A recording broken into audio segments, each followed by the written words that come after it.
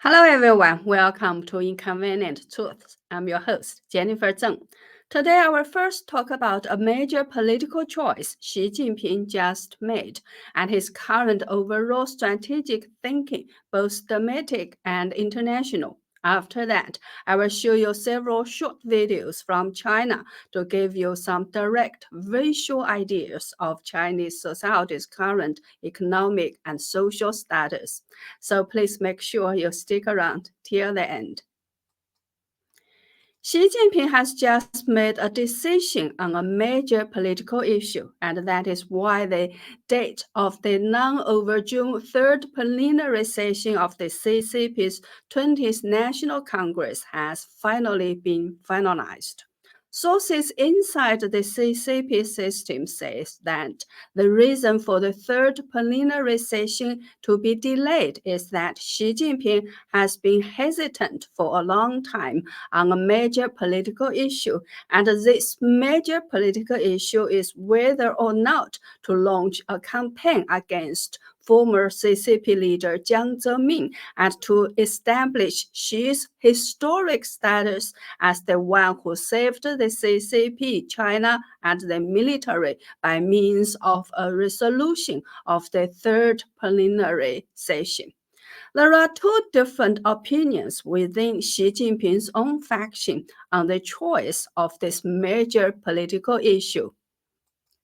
蔡奇、石泰峰、李书磊、王晓红 and other members of the CCP Central Committee's secretariat favored the idea of criticizing Jiang Zemin, arguing that only by publicly announcing that the great corruption of power caused by Jiang Zemin's line has resulted in a crisis of the CCP, the entire country, and the military, could Xi Jinping's position as a wise leader be established, and thus sufficient political authority could be built up for the nationwide mobilization of troops for a military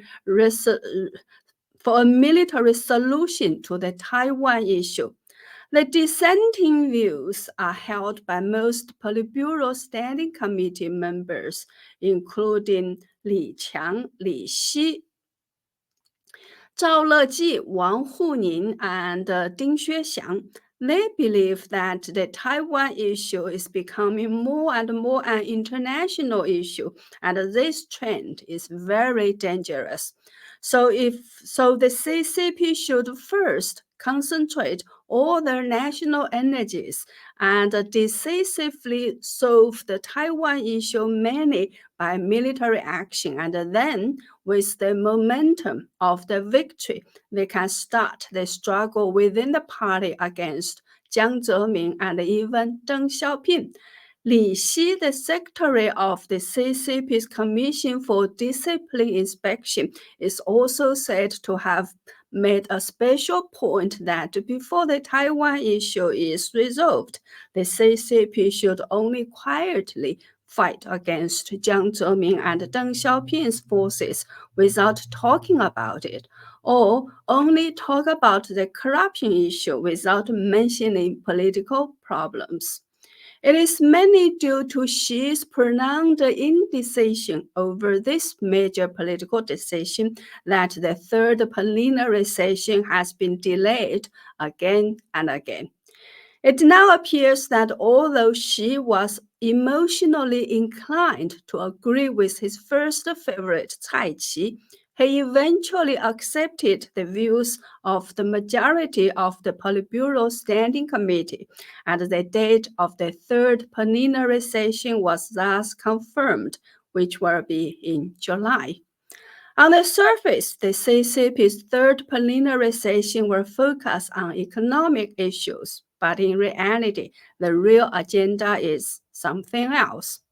According to sources within the CCP, no matter how much economic issues are emphasized on the surface, there is no possibility that Xi's basic state policy will shift to so-called economic development after the meeting.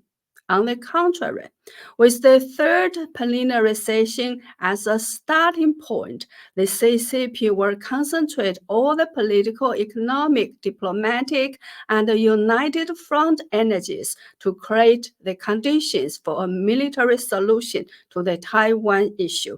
And it will not hesitate to engage the United States in a military showdown in the Taiwan Strait. Xi Jinping and the CCP's military somehow have a stubborn belief that they are afraid of no one when it comes to fighting a war at their doorstep. So, after the third plenary session, Xi will accelerate his pace to push for the so-called changes not seen for 100 years. The calamity of war will thus accelerate its approach to humanity. I have done programs many times before talking about the CCP's preparation for war from different angles.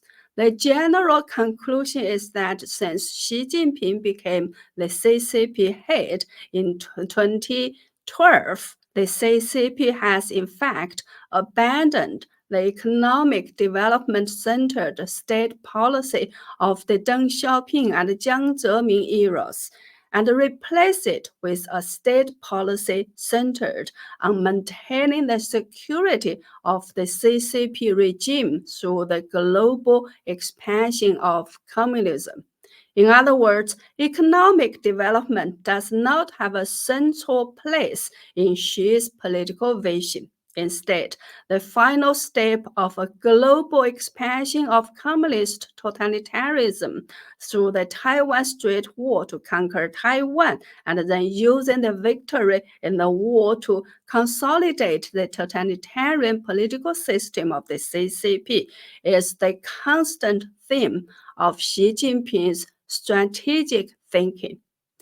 As far as the Chinese economic is concerned, Xi's focus is only on whether China's economic model can be quickly transformed into a state of war if necessary, and whether the mechanisms for such a transformation are reliable.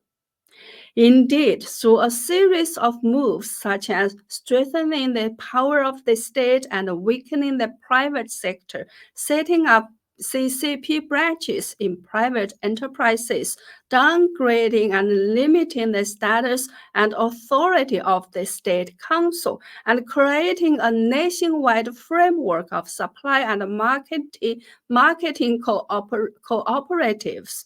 Xi Jinping has, in principle, now accomplished the transformation of the economy into a warlike state of centralization.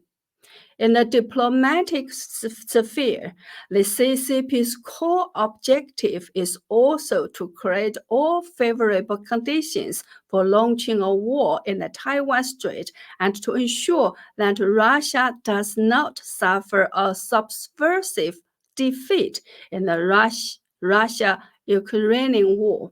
Therefore, the Russia-Ukrainian war should be prolonged as long as possible in order to trap the US and Europe in a prolonged proxy war, thus weakening the will and ability of the US and Europe to focus on the Taiwan Strait situation.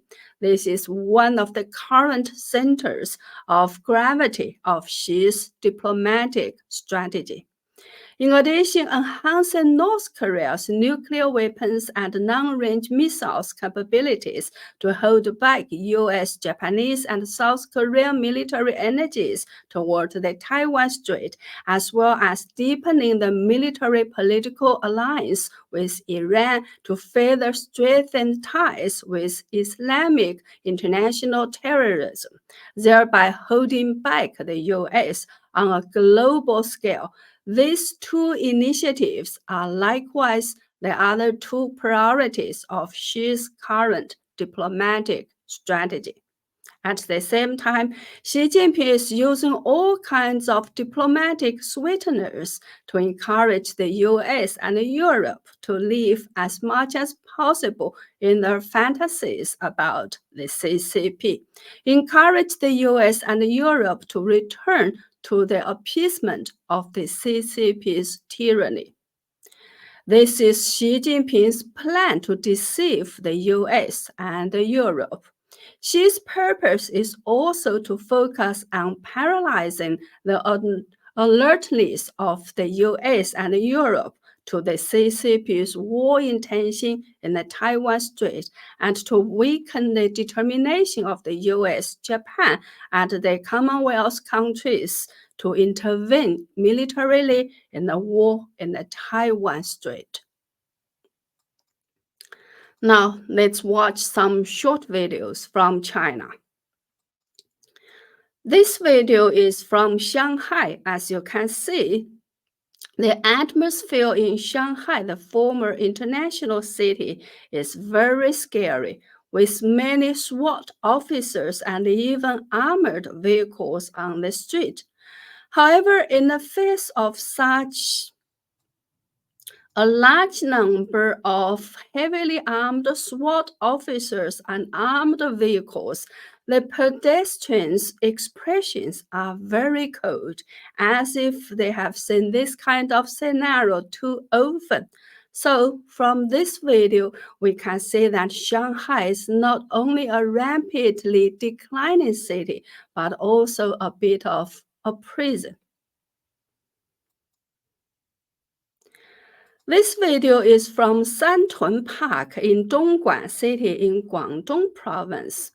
You might be wondering what is the special about this video? Well, do you see these stainless steel handrails on the benches? They were recently added to prevent the unemployed from spending the night on the benches or the so-called unmotivated lying flat youths from lying flat here. You know, Dongguan was once known as the factory of the world and was a very economically active region. But now the situation is so bad that the authorities had to do this to prevent the unemployed or the lying flat youths from spending their night here. This video is from today, May 15th, in Nanyang City, Henan Province, where workers at the Nanyang cotton spinning factory initiated a road blockade to demand their money back. Since 2006, the Nanyang cotton spinning factory has been continuously absorbing deposits at an annual rate of 20% and 15%, luring workers to deposit money into the factory account. Since 2020, the factory's capital raising has gradually run into problems. It has been unable to pay the workers' principals and interest. Since then, the workers have launched several rights defense actions, but with little success. That's why they are blocking the road again today, hoping to get their money back. Nanyang Cotton Spinning Factory was ranked among the top 100 private enterprises in Henan in 2019, and in December 2020, it was also included in the list of key leading enterprises of agricultural industrialization announced by the government of Henan province. But now it can't pay the interest and principal on the money they obtained from the workers. Well, that's all for today. Please take a moment to like and share my videos, subscribe to my channel if you haven't, or go to my website at jenniferzengblog.com to sign up for a membership or make a donation to support my effort. Thank you. See you next time.